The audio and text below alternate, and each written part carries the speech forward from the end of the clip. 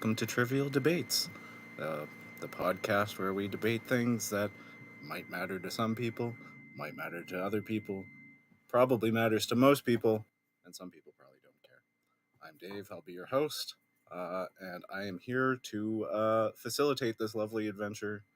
And with me, I have three panelists, and we're going to go ahead and let them introduce themselves. But we're going to start with local Toronto prop photographer and local queer David Fulde.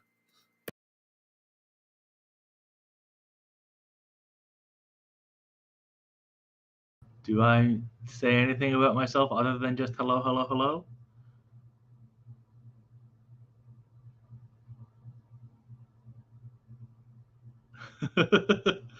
I am a local photographer and local queer, as I refer to myself as. And I also do video and CG work around the city. I work for a company right now I'm not going to name.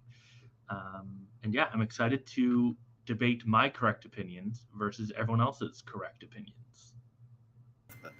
Well, thank you very much for that, and we look forward to hearing those opinions. Our second contestant is a master wordsmith and owner of one of the funniest Twitter pages going, writer extraordinaire, Jennifer Lee Rossman. Hello, I'm I'm a disabled and autistic author and editor. I'm bisexual and non-binary, and my um, Star Trek tweets have gotten way too popular lately.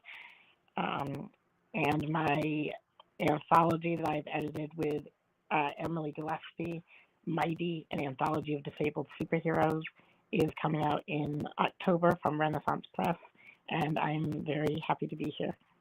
Thank you. Oh, well, that's awesome. Great to hear it. Thank you very much. And now our third and final hour contestant saving the show with their clutch final entry. Welcome, Maria Nemis. Hey, my name's Maria. My pronouns are she and they. I am bisexual, a mom, a mental health peer supporter, and I'm currently doing my master's degree to become a legit therapist. And yeah, I heard about this yesterday and decided to join in, so we'll see how this goes. Well, that's awesome. I'm glad to hear. Let's see, we've got all of our contestants up here. Yes, okay, we're good to go. So we hope you're looking forward to a gay old debate. Everyone, please keep it respectful, maintain focus on the debate at hand. 1 minute for opening remarks, and then we'll get into a 5-minute debate for each topic. So, opening remarks, we'll start with... Let's get ready to rumble! Okay, we'll start with David with his opening remarks. Go ahead. So, the opening remarks is which film, if any, provides the most accurate portrayal of queer culture? I would say, honestly, the very new film Nimona, because it's very much, if you look into it, slightly more than skin deep. First off, the film itself is just queer people just are. We just exist. We just are. And then if you look into it slightly more than skin deep, people act scared of these monsters, these queer people, but really there's nothing to be scared of because they're just people like you. It's a fantastic film. Highly recommend anyone see it. Just came out after being canceled, I think, twice. And it was, and I saw it, and I really saw kind of myself in the film as just someone that just kind of wants to just exist.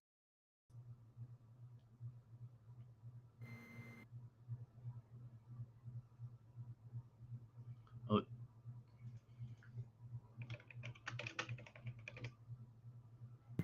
Are you back? Okay, there we go. Oh, there's the 1 minute clock. That would have been helpful to have up. All right. So I guess opening remarks from movies. Which film, if any, provides the most accurate portrayal of queer culture? And we'll hand it off to Jen.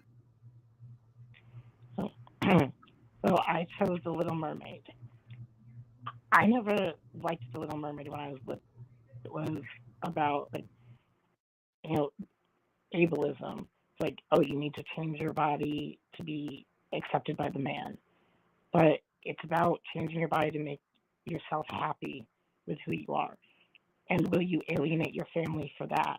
And will you go on voice control or voice treatment that, or like hormone replacement treatment that takes your voice away? I went on testosterone. My voice has not been the same since.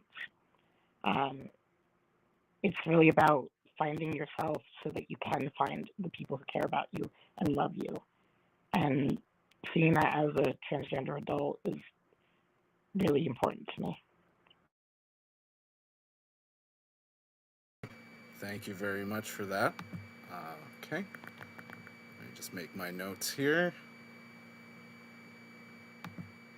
Okay, and now for the final minute, we'll hand it off to Maria for her opening remarks. Which film, if any, provides most accurate portrayal of queer culture? So I feel like my answer is a pretty basic one, but this is really true to my experience of queer culture. I chose the movie Rent. So my entire 20s kind of looked like being immersed in queer culture where all of my friends were also queer. We were all poor, anti-capitalist artists living in shitty apartments. You move to the city to get away from your hometown, and you find yourself like simultaneously warming yourself with like a hot plate and working on your art. Some of your friends are definitely developing some like substance use issues, but you don't really address it because you don't know how to yet.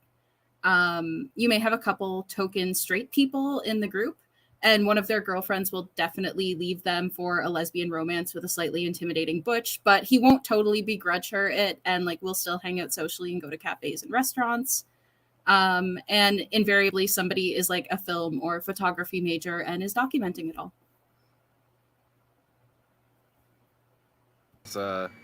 While it is a very basic answer, Rent is a very applicable to queer culture. I mean, that was the whole purpose of the musical. I mean, I've seen it on Broadway, I've seen it off Broadway, I've seen it on film. So like, you know, it's just one of those staple things you should be watching. Okay, so let me just make a couple notes here. Okay, very good. And now we're going to go on to television. So, and TV. Which TV family does your personal family dynamic Sorry, Dave. Hang on one sec. We have to do the 4-minute debate where all three contestants debate. Oh, we're debating now? Yeah, Is that what the show is about? It's a debate. Trivial debates. It's in the name. So you know they got a debate for their movie and probably why it's better. Okay, and then I've got it. You gotta pick which one won the debate. So hang on. Also, you gotta ask the question too. You didn't do that. So, but yeah, I'm not a professional host, dude. Like, come on. That's fair. All right, so let's see. We've got Little Mermaid on Jen's side. We've got Maria with Rent. We've got David with what was it? Nimona? Did I have that right? Yeah. Okay. Good. I wasn't sure if I caught that. All right. So we're gonna start our 4-minute debate. And go ahead now. So, I just got called out. I would say I found it interesting how you can kind of tell our three different backgrounds just from the films that we chose, and how. But I would argue Nimona is very much about a broader sense of belonging than the other two. I have to remember this is debate. You don't have to. I would personally say that Nimona is a bit more of a broader sense of belonging and just wanting to fit in, kind of beyond just queer culture, which many people, not necessarily myself, which is kind of ironic, aspire to. They don't want to be the token queer person. They want to just be the cool friend. Okay, counter arguments. I mean, I've never seen Nimona, and I have only a vague idea of Rent. It does feel like they are more, if they are vague, then like vague about acceptance in general, then the Little Mermaid would be more specific of a metaphor for specifically transgender, but it's the same things with acceptance and wanting to belong, wanting to be part of your world that you've been so obsessed with that you're secretly collecting things about it because you can't tell your family. Very about hiding yourself. I think that's a very important part of being queer, unfortunately. And Maria? that is super interesting. I've definitely never looked at The Little Mermaid with a queer lens before, but now I feel like I have a lot of thinking to do. For me, I picked a movie that had a pretty straightforward representation of like my personal experience of queer culture. And Rent is like, I think it's sort of, it's definitely contextualized within like the straight world at large, but so much of the story focuses on the like found family that the characters have.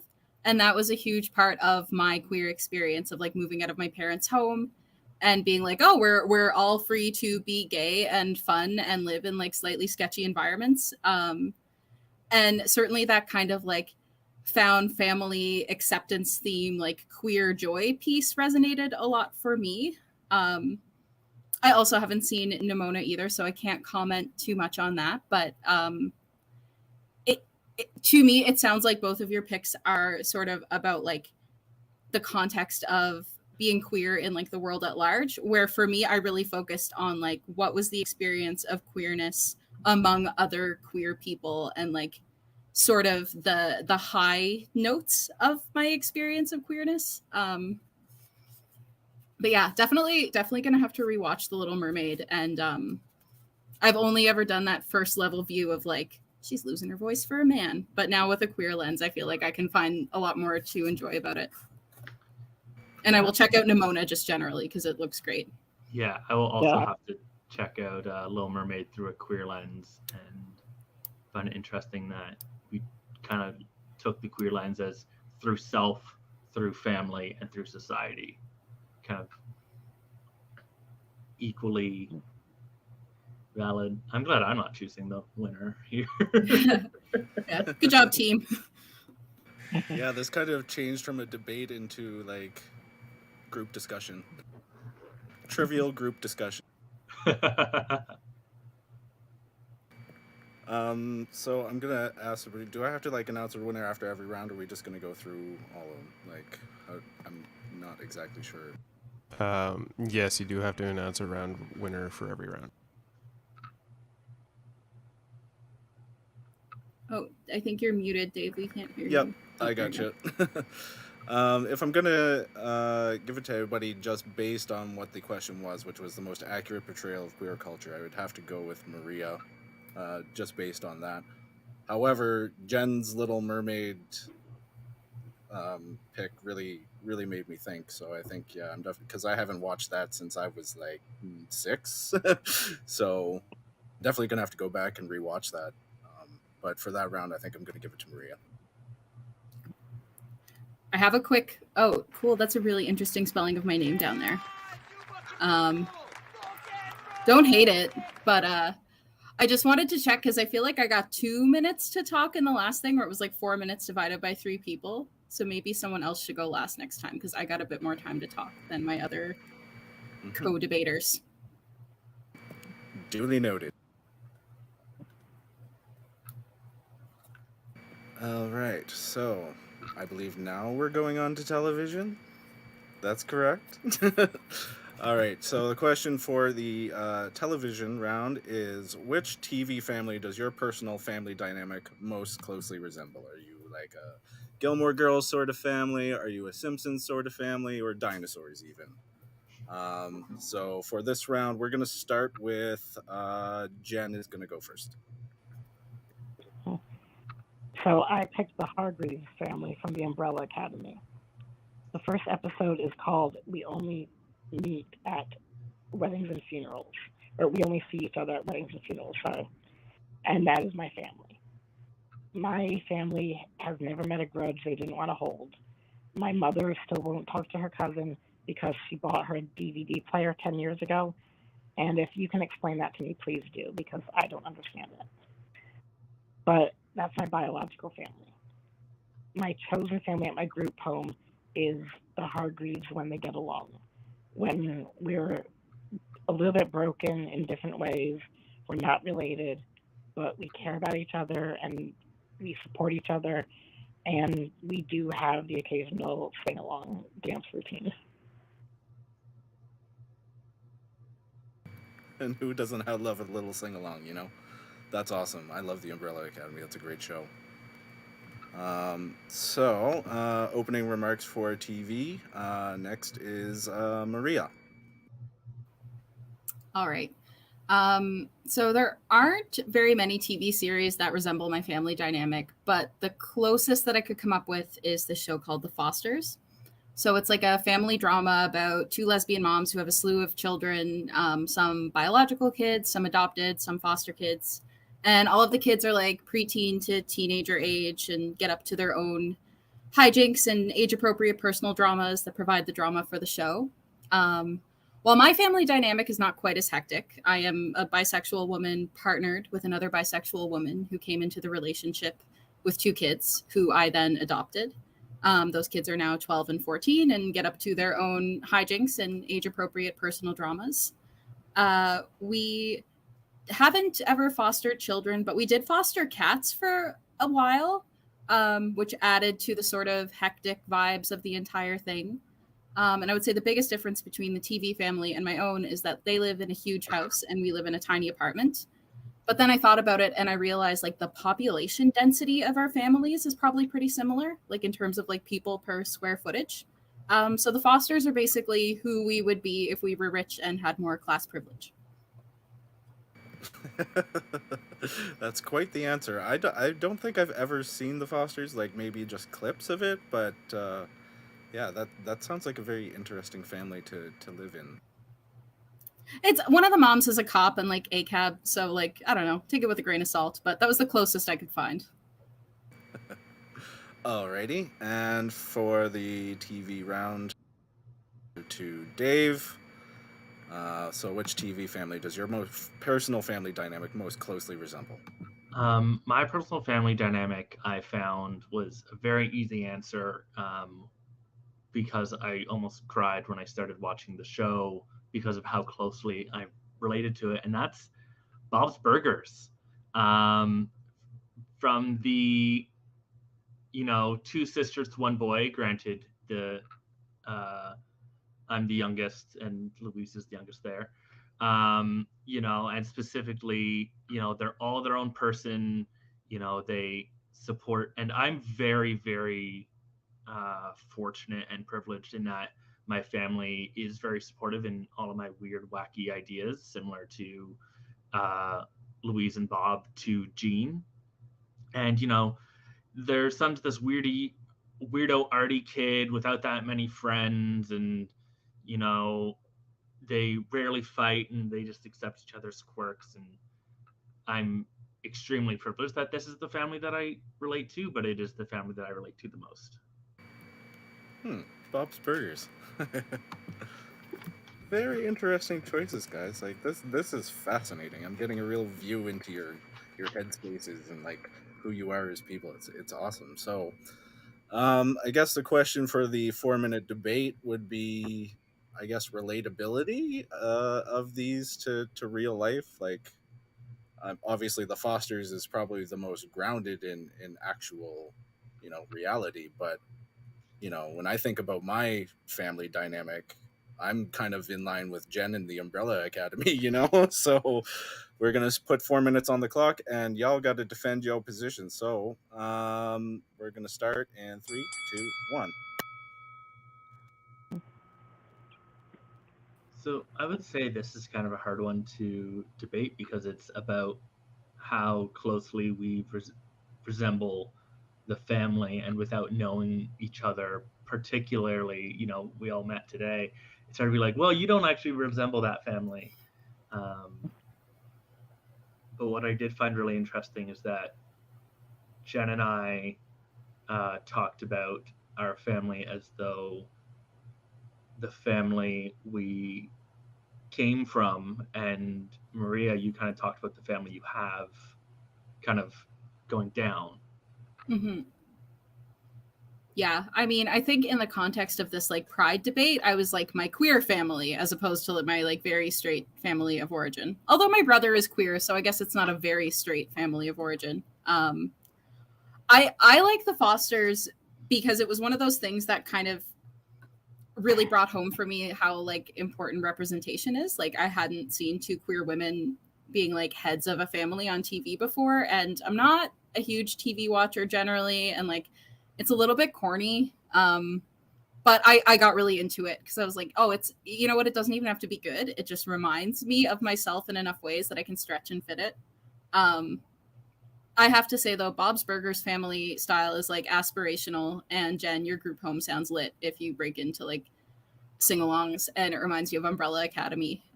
So yeah, this is a weird one to kind of debate because I'm kind of just like, I mean, I have my answer, but I would also like to hang out with both of your families, maybe. It sounds like a lot of fun. Yeah. I mean, who can't relate to a family of superheroes who were, experimented on and messed with as kids? That's the universal experience. Yeah. Yeah. We all had a monkey butler growing up. Come on. Yeah. But I think one important thing of the Umbrella Academy is relatable to me because it is a very broken and messed up family, but they still immediately accept Victor when he comes out and says, "This is my name now." There's no talking about it, it just is. So even if it's not the most relatable currently in the world, I think it's one of the more relatable to how we want it to be. It's aspirational. This is how a family should be. Families are always going to be a little broken, but they can still love each other and accept each other like this, even if one of us lived on the moon for a while. Yeah. And one thing that I like about Bob's Burgers and sense of relatability is that it's nice to see a bisexual person that isn't just shown as like Bob is canonically bisexual in the show, and it's just mentioned once or twice here and there. It's not a part of his arc. It's not about him finding himself. It's just like, yeah, you're out of my league, dude. Sorry, I would totally date you, but I'm married. And it's nice to see queerness through a lens of it just is, and it's kind of the least important part of the character. Yeah, I can see that. For me, what I like about the Fosters is that like queerness is kind of a little bit more centered in it. Because I think for a lot of us with queer families, we are often maybe like the first queer family that we know. And like for me, I adopted my kids when I was like 24, and I was like, there's no handbook for this. So even having like fictional representations of like, these are some of the problems you might encounter was a really helpful experience. All right, and this round of queer group discussion is over. So, I really I can identify with all three of these answers, and there's no rule against it. So guess what? Y'all are getting points this round because every family is valid, whatever it is. Yeah, you fucking rule! Fucking rule! Yeah. Alrighty, so now we're gonna go to, I believe the next topic is sports, and I really, I struggled with coming up with a question for this one because I'm not a sports person, unless it's bocce, but nobody plays bocce unless you're an 84-year-old Italian woman. So I apologize for this question in advance. It's not my finest work, but so the question for the sports round is, what is the gayest sport?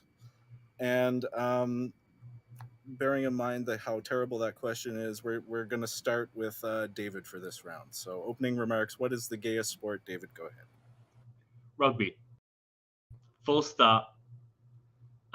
In my opinion, outside of, if we want to talk about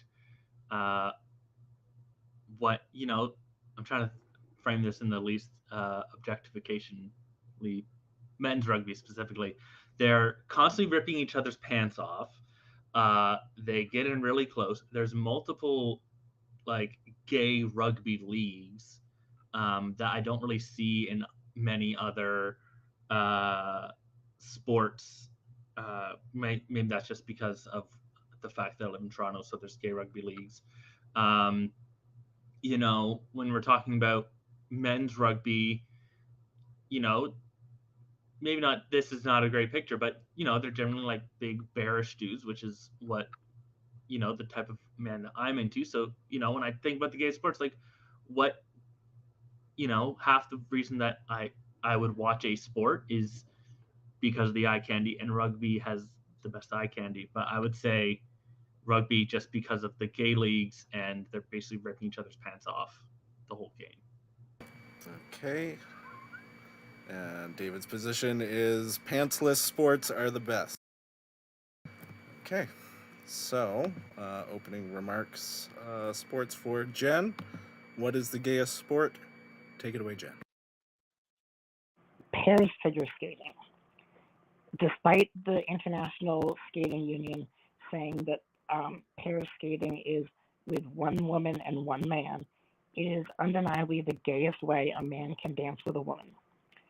You wear sparkly outfits, you wear fancy special shoes, and the entire sport is centered around impressing a panel of judges from various European countries.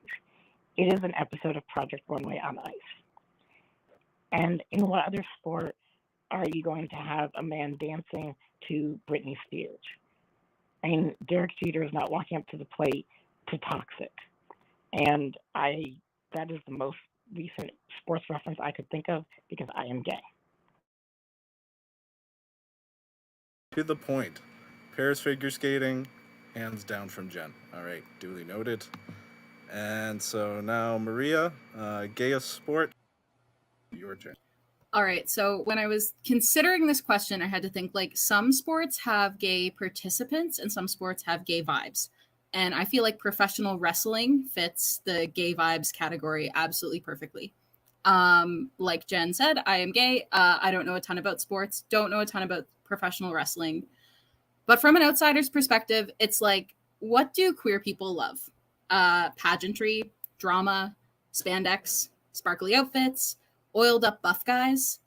The performers all have like drag names.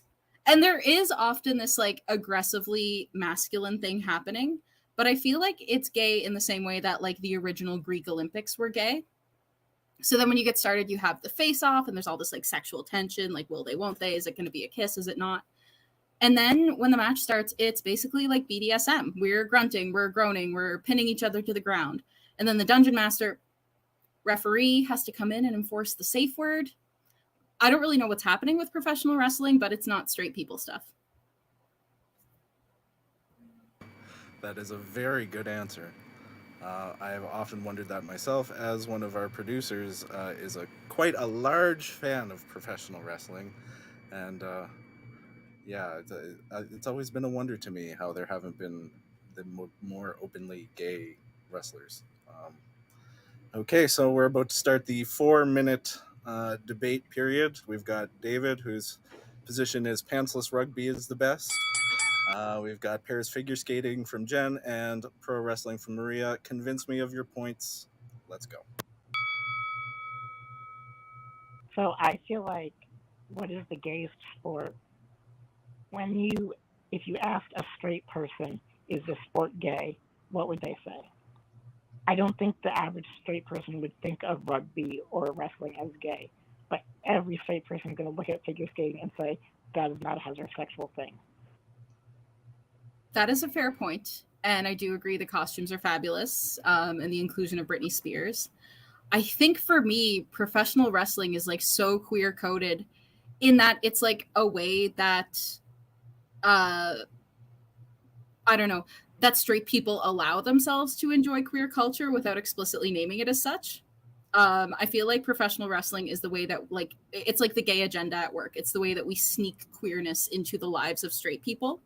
So lots of people who would be like, I wouldn't be caught dead watching pairs figure skating will absolutely watch professional wrestling and be totally at home with it. And it's like, you're watching queer pageantry and you don't even know it. And I would kind of say rugby, because there are so many gay rugby leagues, that almost makes it, not, oh, that's gay, or oh, that's secretly gay. It's more so like, look how gay we are. So it's a kind of third way to understand the question. But I'm also like, I don't watch sports. I just know people that play rugby because it's Toronto, and half the queer people in Toronto, half the queer bears in Toronto play rugby. But yeah, I would say that rugby is kind of like a sport for the gays, both capital T, capital G. Whereas figure skating is not, again, it's figure skating is not for, they're not allowed to do male or female. So it kind of, to me, that kind of negates it. And wrestling's kind of the same thing as rugby, but more able to be marketed towards a heterosexual audience, whereas rugby, specifically the gay rugby leagues that I see, less so.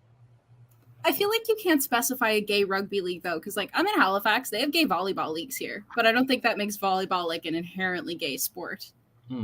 For me, it's like if aliens were to land on this earth and attend a pride parade and then were somehow to, like, absorb the knowledge of all of the sporting events of the world, when they got to professional wrestling, they'd be like, oh, we saw this earlier today. Like, and I'm super close to, like, agreeing with Jen, but, like, when I was thinking of gay sports, I was like, there's, like, ballet and, like, ballroom dancing, and people, like, there's lots of gay people, like, just queer people generally in these sports. But in terms of, like, what is the most, like, flamboyant, in your face, like queer coded sport, I could only land on professional wrestling.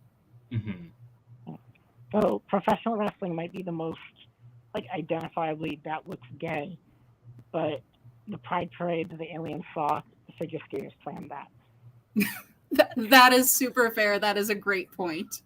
It's sort of like who's the behind the scenes gay and who's the, like, stage gay, I think. Yeah. They're definitely married. Yes. Oh, 100%. That's every queer couple ever.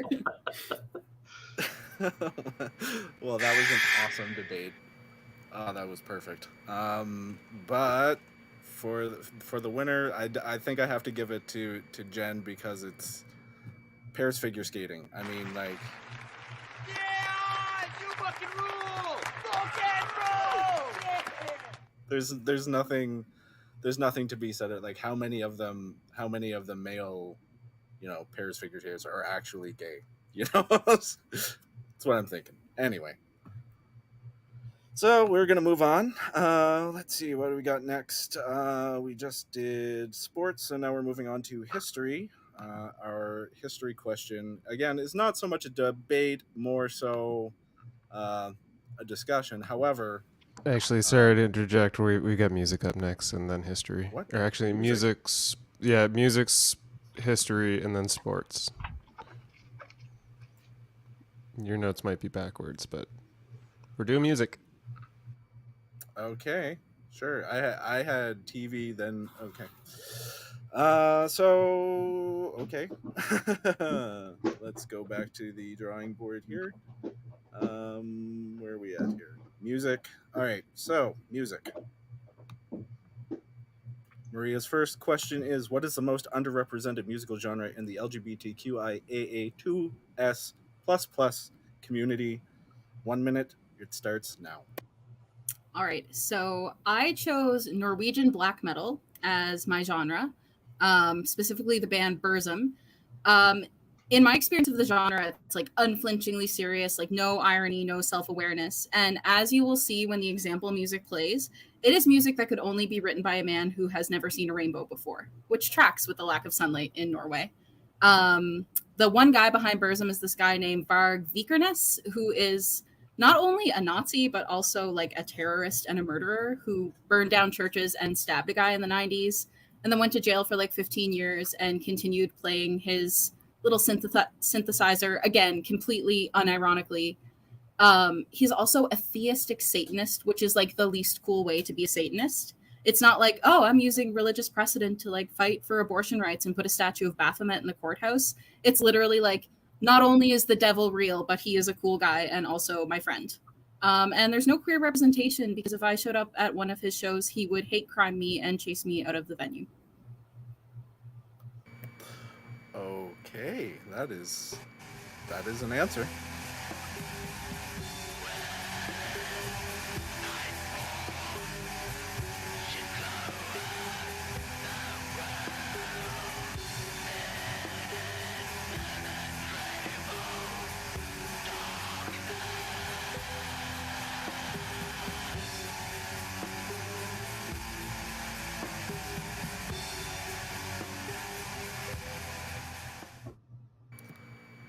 So that was a little clip. Oh boy, that was something. I'm still recovering from that. All right, David, most underrepresented musical genre in the LGBTQIAA2S++ community. 1 minute, go. I would say that the most underrepresented musical genre would be, I kind of nailed it down to experimental, but really I would say like artsy, noisy, punky kind of stuff, similar to Liars, which is the specific band that I chose, or, you know, also Clipping or Yellow Ostrich, because I feel that Liars, you know, queer people are always, when I see queer people in music, aside from the very recent uptick in other genres, like hip hop, it's, you know, queer people always have to sound pretty or have a good singing voice. What about the rest of us that want to make music? Why can't we make music in genres where having a particularly nice sounding voice is not a detriment, but rather an asset? So I feel that Liars specifically is a really great example of like, songwriting, great. Vocal ability, no. And I want to be a part of that family. Okay, so avant-garde noise punk, underrepresented in the LGBTQIA2++ community. All right, so Jen, here's a clip of something. Thanks, Chris.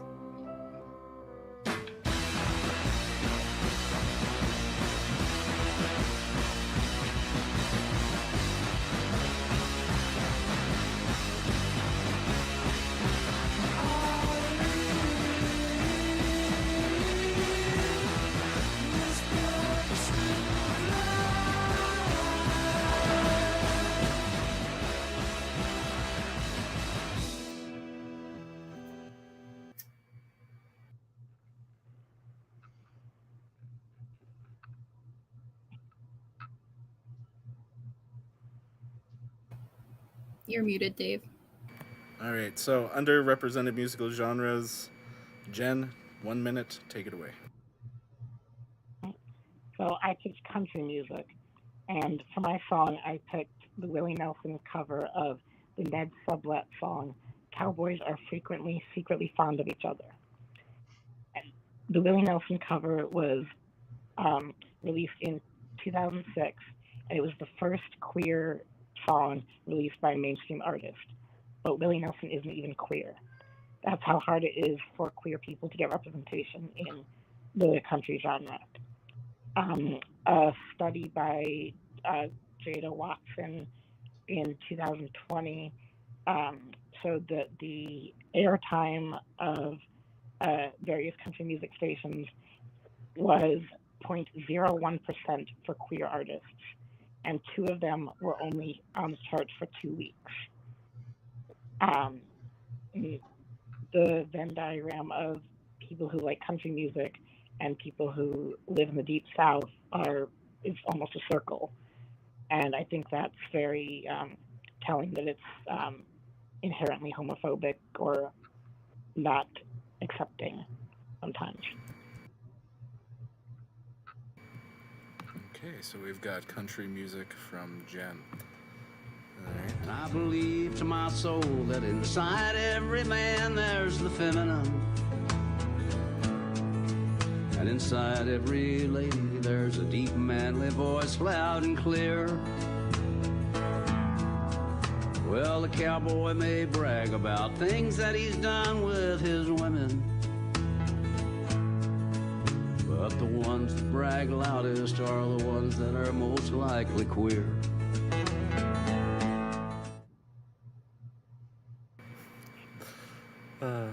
Too good. All right, so we've got Norwegian black metal from Maria, avant-garde noise Liars, I believe, was the band that was mentioned. Yeah, and then we've got country music from Jen. So you've got 4 minutes to debate your points.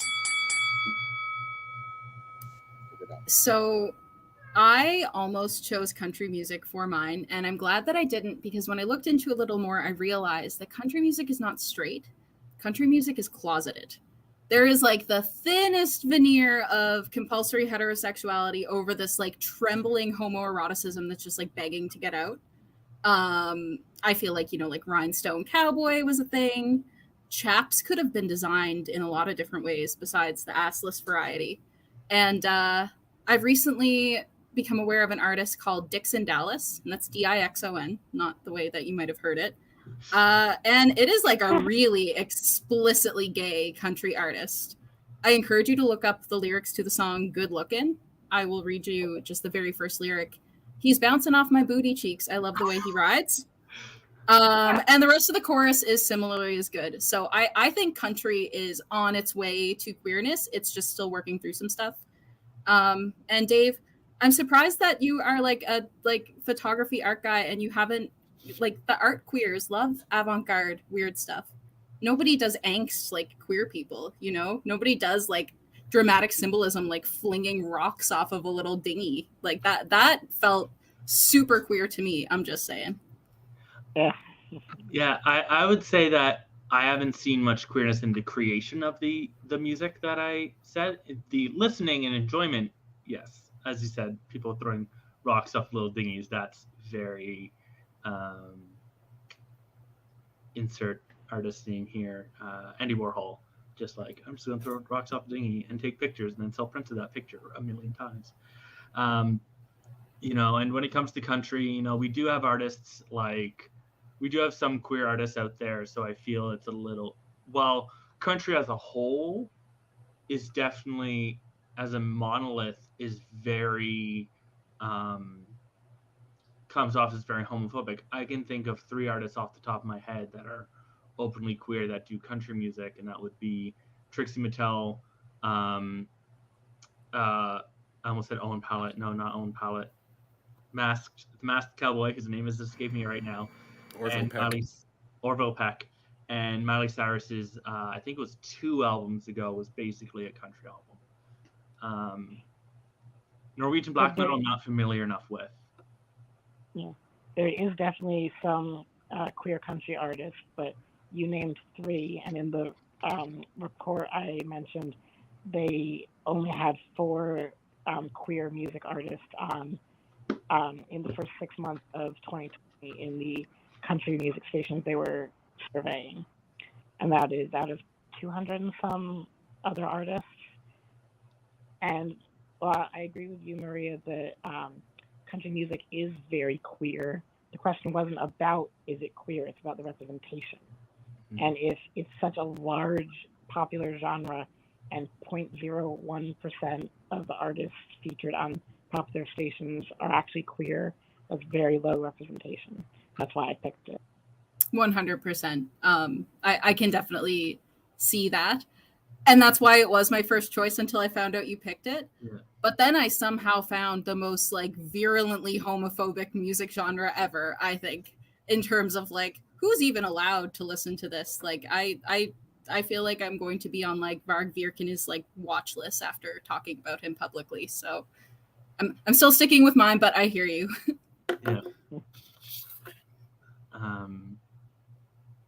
Yeah, Norwegian black metal is such a narrow, oh, I ran out of time.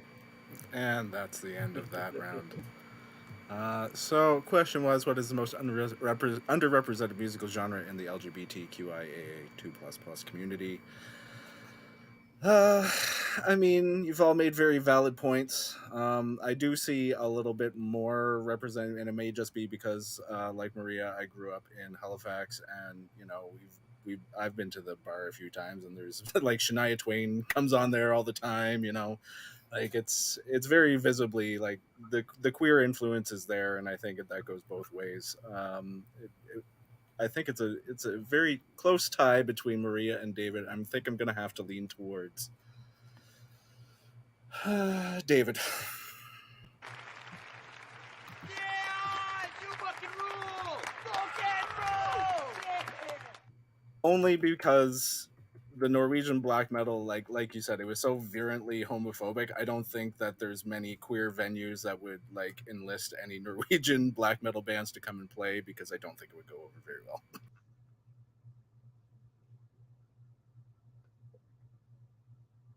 All right, so let's take a look at the list we've gone through. So far, we've done movies, we got TV and music, we did sports. Now we're on to history, which again may be a little bit more of a queer group discussion question, but I think I can suss out some sort of winner out of this. Which queer historical figure, not currently living, would you most like to hang out with a day if you could? And remember, the criteria is not currently living. That's important. So the first panelist to speak on this will be Jen. You have 1 minute. Go ahead.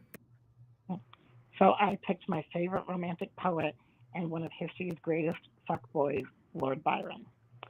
He's a bisexual writer. He's an animal lover. He's just a disaster bisexual, just like me. And isn't that Byronic? Yes, I think I'm clever. And if worse comes to worse, and he really is, as one of his lovers said, mad, bad, and dangerous to know, well, I'll take a page out of Mary Shelley's book and just invent an entirely new genre of fiction to avoid sleeping with him.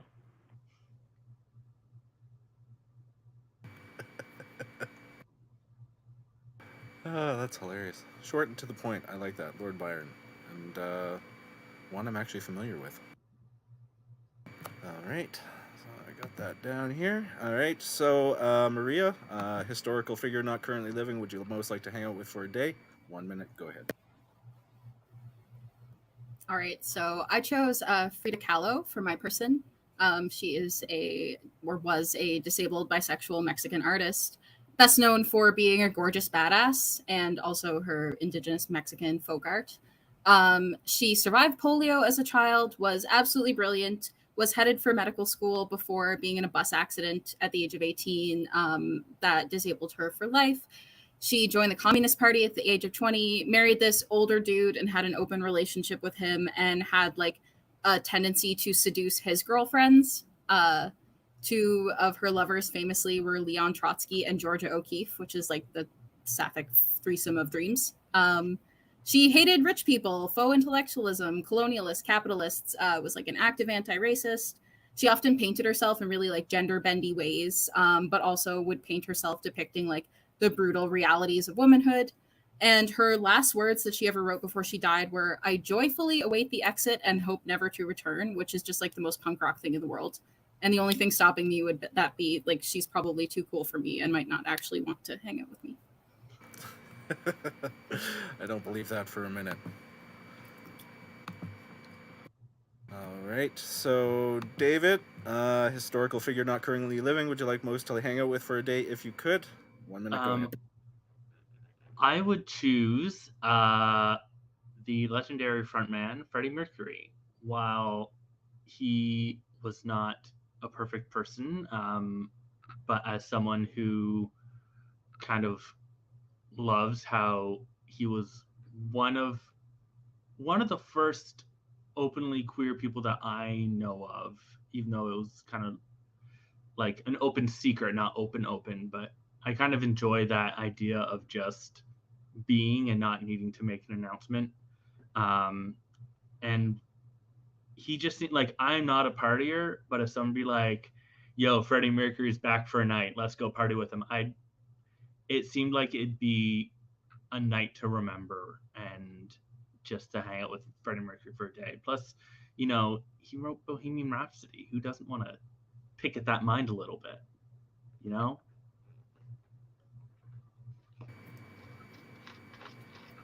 Okay, Freddie Mercury. Let me take this down here, taking my notes. Okay, so we're going to begin the 4-minute debate. Maybe a little bit different than before, just to keep it less discussion-y. So, Jen, I'm going to give you approximately a minute and 10 seconds. Why Lord Byron over Frida Kahlo and Freddie Mercury? Go ahead. Well, I don't know, because I think your answers are better than mine.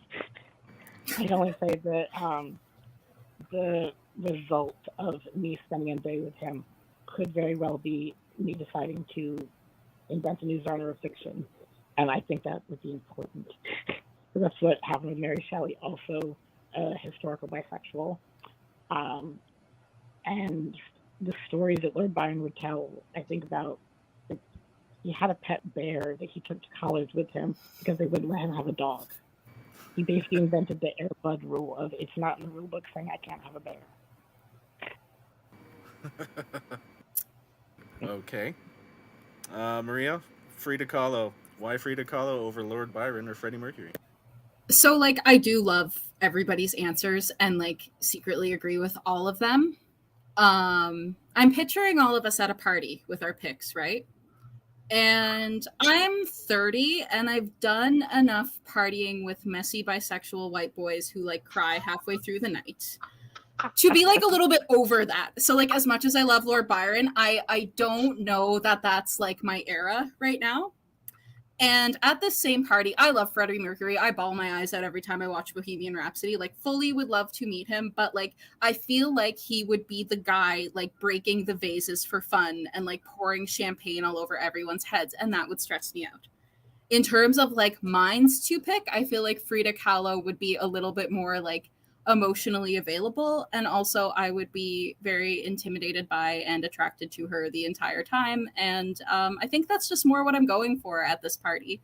So like, love everyone's picks, would love to meet them all, but in terms of like who's the biggest badass super cool person that I'm going to remember this conversation forever, I have to go with Frida. Okay, David, same question. Why Freddie over Frida or Mr. Byron?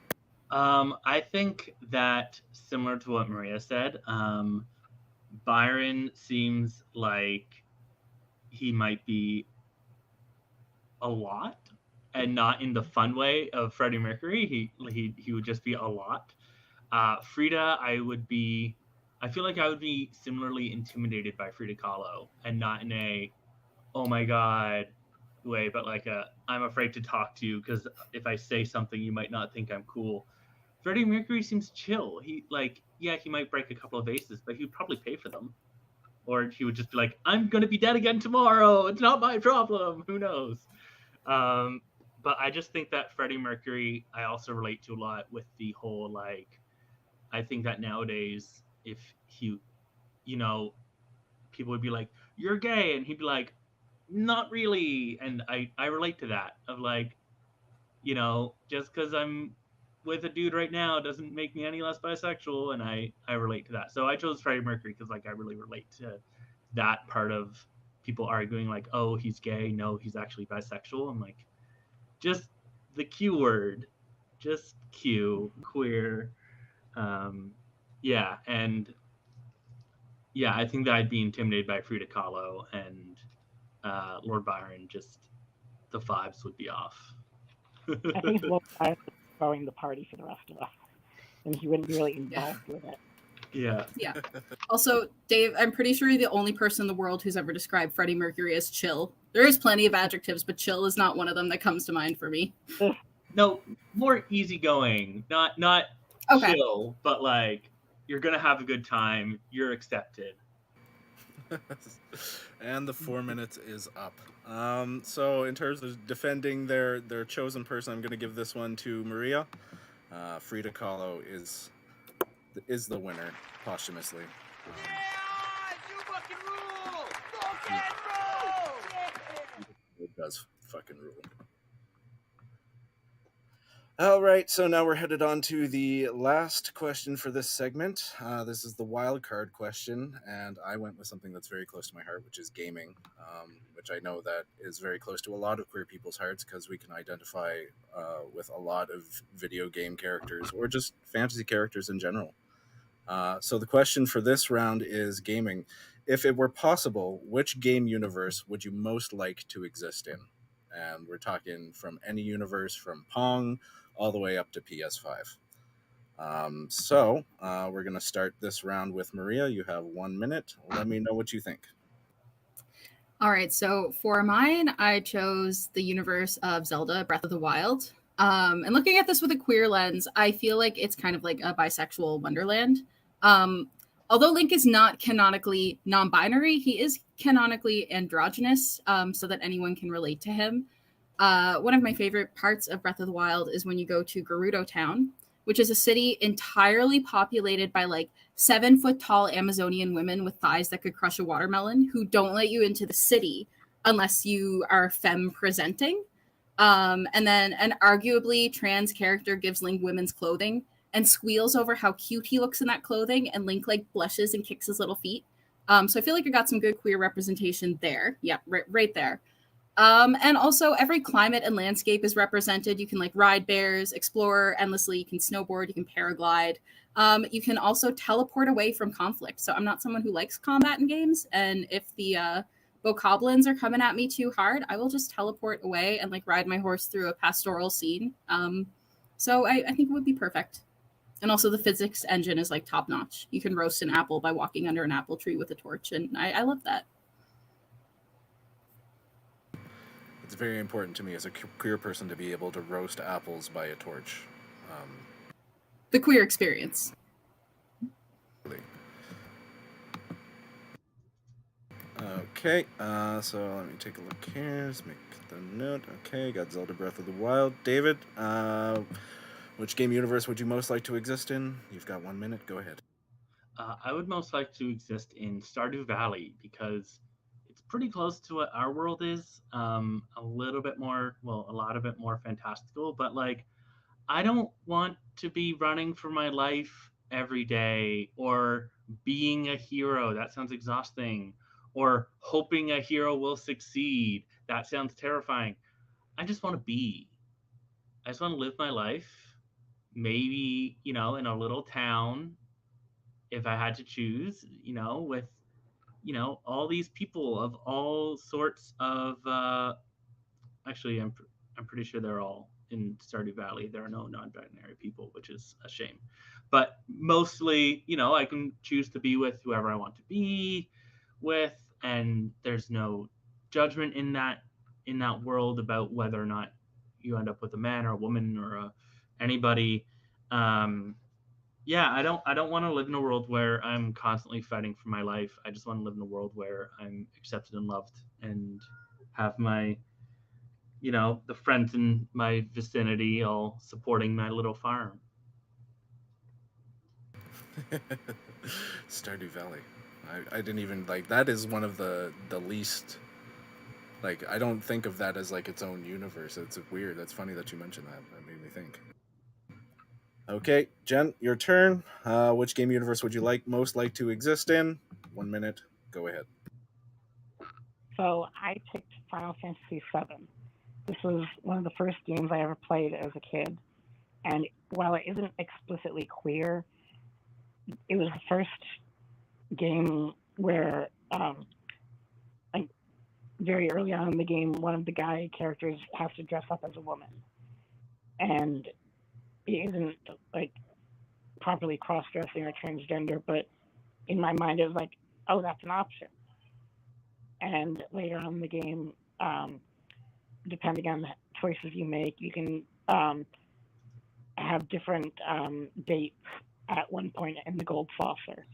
And in one of them, the main character, Cloud, can go on a date with Barrett, who is another man.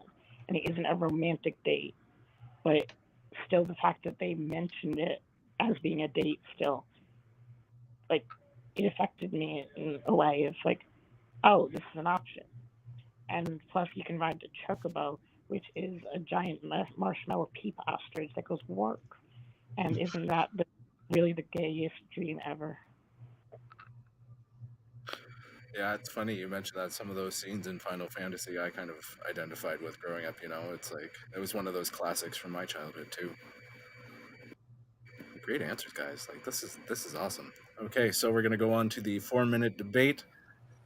Same format as before. I'll just go around the table and you just have to convince me of why your universe is the best universe, starting with Maria. Okay, so I want to acknowledge my opponents here. I didn't put forward Stardew Valley, but that was absolutely my second choice. I really enjoy being like a thembo about town and dating absolutely everybody. I don't like when they get mad at you when you're dating everybody. That part kind of sucks. For me, Stardew Valley is just kind of like my dream of walkable cities. And there's something that feels capturable about Stardew Valley. Like maybe if we organize well enough, we can make our world look more like that. No amount of organizing is going to allow me to like paraglide into Rito Village and like fly with the bird people who live there. Or like, I don't know, I'm playing Tears of the Kingdom right now. It's kind of the same universe. Like I don't get a sweet mecha arm just because I like attend a town hall meeting with my people. I have not played Final Fantasy VII, but I do agree that riding the Chocobo is like the queer dream. For me specifically, the ability to teleport away from conflict seems really helpful. Like you can play Zelda Breath of the Wild because it's not like parts of the game aren't necessarily locked behind other parts. If you would like to spend your entire time just like riding your horse and fetching melons for people in seaside villages, you can absolutely do that. So it feels a little bit more like make your own experience than what I assume Final Fantasy is. For me, I would say that the reasons that you have put forth about why Breath of the Wild is a great game to live in, I would say that it's kind of a terrible game to live in because, you know, yes, you can teleport away from conflict, but there's still conflict. I have a very controversial opinion that Breath of the Wild is directionless and boring.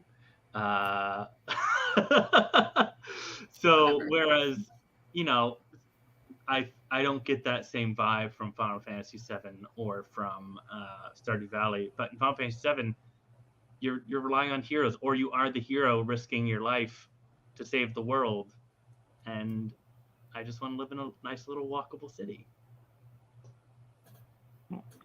So I think Final Fantasy is like, it's very hopeful, even though when you start out, it is a terrible place to live. There's the Mako reactors and everything. Like, it is not great, and you lose people along the way, and it is stressful. And there are enemies and bad guys, but you can fix it if you find your group of weird little people and, you know, weird little cat people. You can fix it. And first of all, Final Fantasy does have 2 cat boys, technically, so it is very gay. But it's just, you can find the powers that are inside you to fix the problems that have been going on for generations. And I think that is unfortunately not as realistic as it should be, but it's very aspirational. That's super fair. I feel like you can do that in Breath of the Wild too, but I hear what you're saying. There's no Catboys in Breath of the Wild that I'm aware of, so there is that. I've never played any recent game. Like Final Fantasy VII came out when I was like 7. That's probably. There are no Catboys in Breath of the Wild, but there are hot bird boys. There are hot bird boys. And the hot like fish people. Yep. There's a lot happening. Directionless and boring. I disagree. We'll talk later.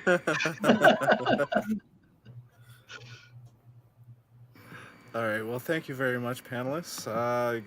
Tons to think about there. Like, they're just so, like, Final Fantasy, Zelda, Stardew Valley, like, they're all kind of radically different ideas. Like, you know, it's... And while I do like the idea of being able to teleport away from things, again, I like the aspirational aspect of the Final Fantasy games. You know, you get your ragtag band together and you make the world a better place. I'm going to give this one to Jen for this round. Congratulations, Jen. Thank you. And now it's time for the... Yeah! You fucking rule! Rock and roll! That noise never gets old. All right, so now we're headed on to the speed round. So what makes this? What are you busting in here again? Yeah, so this is unfortunately the part where David is eliminated and the speed round continues on with just Jennifer and Maria. So David, we wanted to thank you for showing. You're welcome to obviously sit here and continue on and watching the show and provide some input, but thank you so much for taking part in this. Thank you. And Dave over there on all social platforms. You didn't tell us to plug anything, but I'm going to plug some. Yes, no, you're more than welcome to plug things. We would get into plugging after, but if you need to dip, plug away, and then we'll start the speed round. But no, I'm going to stick around and watch. Well, thanks for playing, David. It was a pleasure. We'll catch you around, maybe on a future episode. Yes. And now it's time for the speed round. And now it's time, as Sheldon says, for the speed round. So how this differs, you guys didn't get these questions ahead of time, did you? Maria or Jen? No. Okay, perfect. So this is what I love, because it's usually off the cuff answers, and we'll see what happens with this. Chris, how long do they have to answer to this? 1 minute? So they get 30 seconds each to open, and then they get 15-second rebuttals. So they get 30 seconds with their opening thoughts. Dave, you'll ask the question, and then when the question's done being asked, somebody speaks up on their choice, and first choice we hear, they get that, and the other person will have to defend the other. So, yeah, it'll go like that. Very good. All right, so the first round will be for television, and the question is... Maria and Jen, are you ready? Are you ready?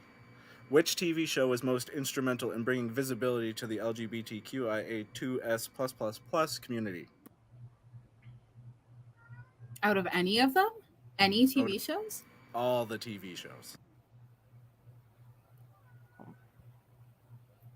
You have time to think about this. Just whoever comes up with an answer first will go first. So. What was the question? Most instrumental about bringing visibility? Yes. Okay. I feel like it's a bit of a problematic choice. Okay, no, actually, I'm changing my mind. I'm going to say Queer Eye because it was on TV like way back in the day. I did not watch any of the first iterations. I feel like they're potentially problematic, but it's also evolved into something much nicer and more inclusive and a little bit less judgy now. But I feel like even the word queer being used in like a neutral context instead of as a slur, like was kind of brought into my life as a possibility by knowing that Queer Eye existed and like coexisting in the same universe as that. And also showcasing various queer people's skills in various areas of supporting people. That's my answer.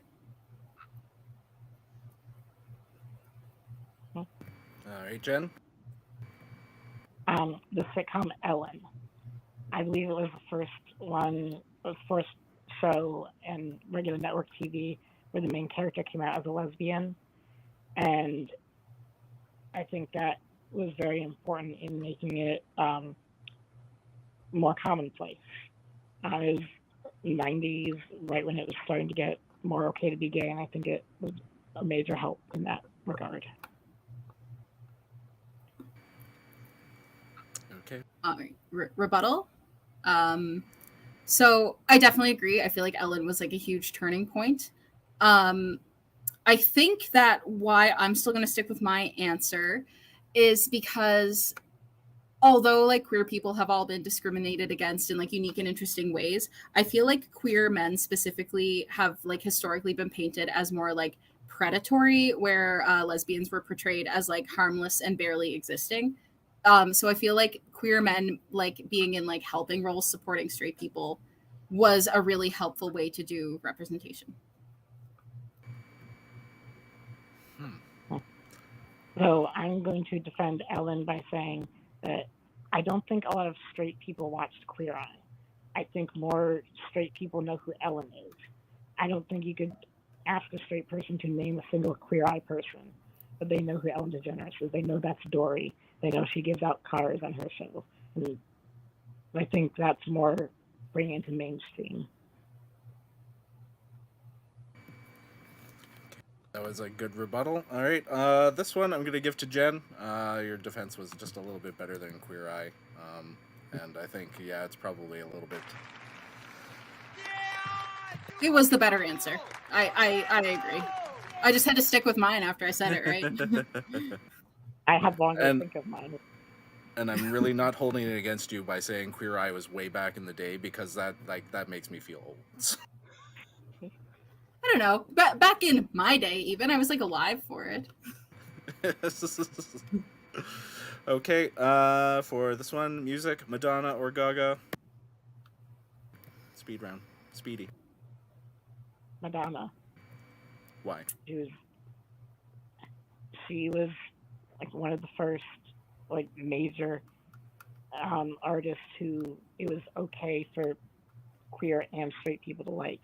It was like, hey, look at how many gay people love her. Yeah, well, I'm straight. I also like her. She's got good music. Madonna wore the pointy bra so that Gaga could wear the meat dress. That makes sense to me. I'm going to go with Gaga, not only because I have to, but because I feel like Madonna, although revolutionary for her time, was a little bit problematic. Particularly, I feel like she stole like voguing and a lot of her like early queer stuff from like ballroom culture and Black people. I have not seen Lady Gaga be problematic in quite the same ways. And she kind of was able to be a little bit more explicitly like, I am for queer people. Queer people flocked to Madonna, but she wasn't for them necessarily. But Gaga was very specifically like, I openly welcome queer people. And it's a part of the positionality of what I'm doing. All right, rebuttal. I would just say that Madonna wasn't for queer people because she couldn't be as much. She opened the door for that so that Gaga could be for the queer people. And counterpoint? That makes sense. But at the same time, I feel like, again, Gaga's work is less culturally appropriative, and we are comparing different eras. So Gaga did have more freedom, but she still made the choices that she did. Like, she still chose to be openly queer affirming when she didn't have to be. Okay, and that's the end of this round. You both made super valid points. I'm going to go with Maria on this one, just because it was defended just slightly better than yours, Jennifer. Sorry. I feel like we're pretty amicable opponents at this point. You're both master debaters. Just going to jump in. You have a movie question for speed round that you skipped, so... I'm getting to it. And just for that, I'm going to put movies last. No. Okay.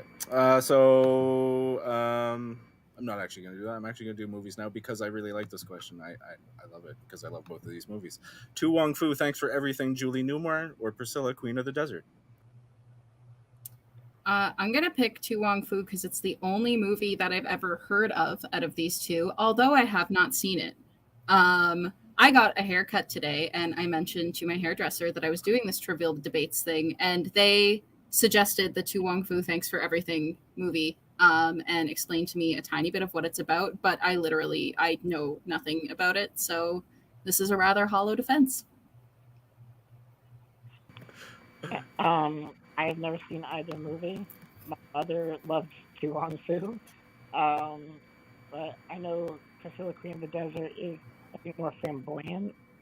And it's a lot. It's not. I think Tu Wong Fu is more about people like in the drag queen like performance, where Priscilla Queen of the Desert is like a lot of queer people flamboyant. Just something in the desert. I don't think either of us are going to do very well in this one. I think it's Australian. All right, so my rebuttal here for Tu Wong Fu, thanks for everything, is that it featured drag queens, and I believe they are like crossing America, according to my hairdresser today, and maybe find themselves in some like rural contexts. And as somebody who grew up on Cape Breton Island in a very rural context, I never really saw queer people, so that would have been cool to watch. I was afraid this was going to happen. Yeah, I think Priscilla Queen of the Desert is that same plot, but in Australia. So I don't know how to rebut that, other than to say Australia or gay looking, such as the Cassowary. Okay, so not so great defenses, but in fairness, not a great question. To put it into context, so Priscilla Queen of the Desert was like the original, and then, or was it the other way? It was one way or the other, and then when they brought it to America, it was with Wesley Snipes, and it wasn't even remotely close to what it was supposed to be, but some people swear by it. So it's like, it's a heads or tails kind of thing, one is a little bit more flamboyant than the other, but yeah, with the rural context and Priscilla Queen of the Desert, like I think that's the more relatable context for it, because like Maria, I grew up in rural suburban Nova Scotia, where my only exposure to queer people was RuPaul on Ricky Lake. So that was Maria.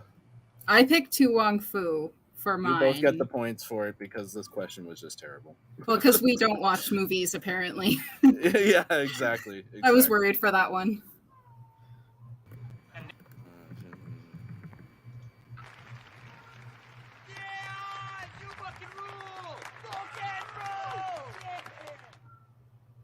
It never gets old.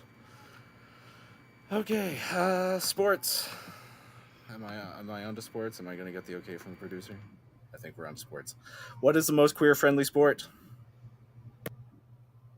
Barring the ones that we made earlier, as we said earlier. So, rugby, pairs figure skating, and pro wrestling. Barring those three, most queer-friendly sport. Tennis. With Billie Jean King coming out, and I know that was very important for representation in that sport, and I don't know anything about sports. Please don't make me talk more about it right now.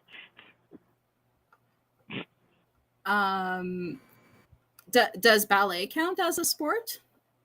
Can I use that one? No, ballet is not a sport. That is an art. Okay. All right. That's fair. I think maybe gymnastics is the most queer-friendly sport. It's often sort of like the pipeline for folks to join cheerleading, which is a sport that definitely overrepresents at least queer men. But yeah, gymnastics, I feel like the focus is on form a lot of the time. And despite it being like gendered split in like the Olympics, I feel like community level gymnastics is kind of like an all gender situation. And things like flexibility and jumping on trampolines are accessible to everyone of all genders and sexualities. Rebuttal? I don't have a rebuttal. I literally said tennis because I was the only before I could think of a gay person playing, and I didn't want her to take it. Fair enough. So yeah, it's a toss-up between tennis and gymnastics. My only, I don't know, additional thoughts are that I feel like tennis is like the perception of tennis is very gendered. I will never forget seeing a statistic that it was like something like 50% of men feel like they could take Serena Williams in like a doubles match, which to me says tennis has not landed with the queer world in the way that gymnastics has. because nobody would say the same things about Simone Biles.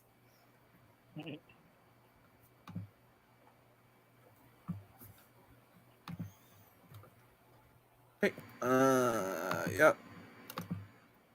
Pretty much seals it. Maria, you got the point on that one for gymnastics. And now it's time for...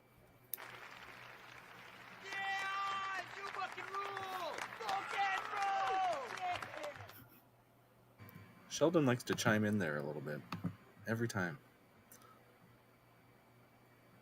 All right. Next question. History. Best time period to be LGBTQIA A2S +++. Right now, I'm gonna say right now. Obviously, there's still a lot of like anti-queer stuff, like global fascism is on the rise, trans people are fighting for their lives every day, and there's like scary stuff happening. But at the same time, like there's no other period in time where I could be like openly married to my wife and walk around holding her hand and not, at least in the part of the world that I live in, not have to worry about being like openly hate crimed just for existing. So, you know, with the context of being right here where I am, I gotta say right now. I would go in the completely opposite direction and say like ancient Rome and Greece, back when it was maybe not it was acceptable in certain circles to be gay. Men often had homosexual relations with other men, even if they were also married to women. All forcefully naked. I do not think to say modern day. No.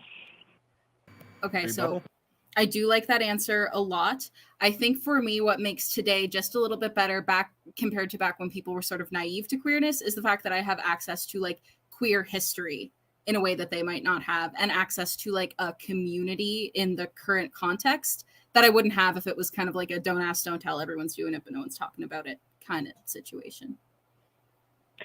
So my only rebuttal is that modern day does not count as history yet. And so at what point does it count as a history question if you can say now? We weren't allowed to say a modern day person in the other history question. Oh, that's interesting. I feel like right now counts as like living history, but I don't know what the rules in the context of this debate are. So perhaps my answer is invalid. Yeah, that's why I didn't say modern day right away. Gotcha. I mean, in the sake of fairness, like I will accept both answers, but I mean, to be fair, Jen does have a point. It is a history question, so it should have been grounded in history. So I'm going to give the point to Jen, mostly on a technicality, but secondly on the I kind of agree. Ancient Rome was a little bit better than modern day in some regards. Certainly not in all regards. All right, and so now we are on to the final question, which is our wild card. Keeping with the gaming theme for the wild card, which game, video, or board should every LGBTQIAA2S++ person play? Just for my own personal interjection, Candyland. I love Candyland. I will always love Candyland. It's been one of my favorite board games forever, mostly because I love pastels. But you have 1 minute. Go ahead.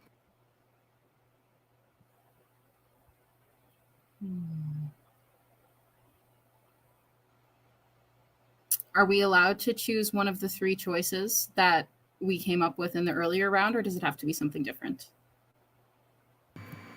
I mean, if we're just talking generally, yeah, you could use those. Okay, I'm not even going to go. I'm going to say every queer person should play Animal Crossing to work on their ability to live harmoniously in community with people from a variety of backgrounds and a variety of personality types, and to enjoy the dream of walkable cities and kind neighbors who look out for each other, because that's not necessarily the reality. I feel like Animal Crossing is like aspirational in that way. So that'll be my answer. I feel like I went over the 30 seconds maybe, because that was a minute timer.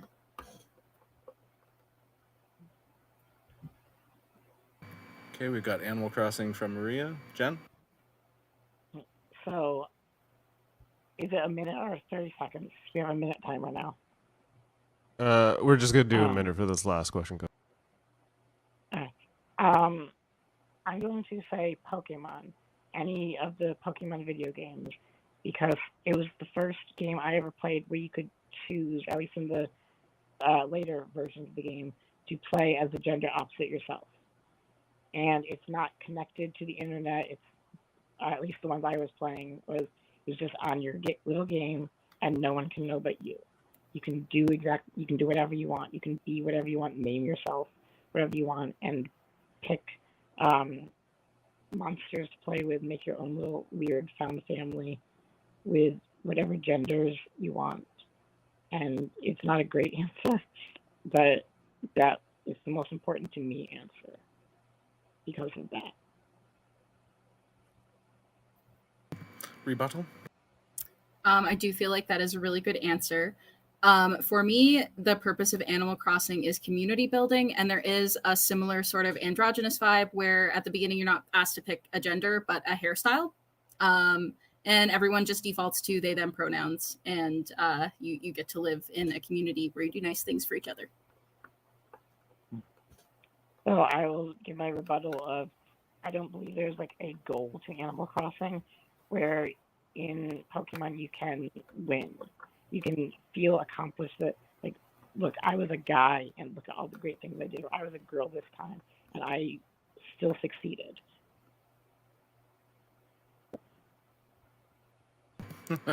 It's like these arguments are so great. Like I love you guys. I could listen to this all day. I mean, it's so hard to pick. Like you both defended that one like really well because I mean, like the community aspect of Animal Crossing is super important nowadays. But like just taking Pokemon purely on its face is like it doesn't matter whether you're a guy or a girl. You can still accomplish the great things. Like that's a huge message for any kid. You know. Oh shoot. Do I have a coin to flip? Like, and I can't give it to you both. I think Maria, you took it on that one. Animal Crossing, I think, is probably a little bit more important than Pokemon for a queer person. I agree. I did like your answer a lot, though, Jen. So I'm sure our backstage guru here is already tabulating the points. Yeah, that is an episode winner for Maria. She walks away with the game with a staggering 7 points. Excellently debated. Thank you. I wanted to thank everybody for joining us today for this episode of Trivial Debates. It was all your first episode. You did wonderfully. It was wonderfully entertaining. Thank you so much for taking part in this prideful episode of Trivial Debates over here at the United Federation of Podcasts. Lovely little federation of podcasts, if you will. You can find us at ufppodcast.com. Or ufpodcast.com, I should say. We cover topics such as Star Trek over at Live Long and Podcast, where we review shows like Enterprise. We do those Monday. We also are doing Strange New Worlds and Deep Space Nine at 9-ish. All sorts of Star Trek lore and fun if you want to watch that. We also have X-Rated, the X-Men animated review show with my co-host Davin and his co-host Andre Mayette, where they talk about the 90s X-Men show. They're getting to the end, but X-Men 97's coming up, so you want to stay tuned. It's very, very popular. Then we have Graphic Histories with Andre Mayette, where he interviews various forms of artists, writers, and such among the community of comic books, and the really great interviews. We also have the Super Mater Brothers podcast. They are brothers that review shows like Survivor and Big Brothers Canada. And there's going to be a little React review show between myself and Jamil on there soon enough where we're going to be reviewing some Extraordinary Attorney Woo from Netflix. If anyone seen that show, I love it. One of the best Korean dramas. Great show. We also got the Hold Up Movie Podcast where we review movies. Davin and I, we talk about 3 movies. We did Boats last episode with Das Boot and The Heart of the Sea and Captain Ron. Our next episode is going to be disaster films with On the Beach, Greenland, and A Towering Inferno. I think that's what it was called. With the Hellbound Movie Podcast, a horror movie podcast with Michael Chan and Alex Blackburn. They talk all things. They come up every Wednesday. Eamon on Track, where Eamon covers music. He should be back soon with his next episode of the podcast. The Merry Mater Marvel Movie Society, where Dave, Davin, and Jameel talk about all things Marvel. They did the Spider-Verse review recently, and they're going to be doing a review of the Nick Fury show going on, Secret Invasion. So that's all what we got going on here at the UFPA podcast. Thank you again for joining us on Trivial Debates, and subscribe, follow all these lovely people. Does anybody have any parting words? Do you want to follow you on socials? Any shout outs? Anybody at all? No? Don't follow me. I'm antisocial. Likewise. Beautiful. All right. Well, love you guys so much. Thank you for joining us. Hit subscribe and see you on the next episode. I'm going to find the thing that I need to press to play to get us out of here. Here it is. Here we go.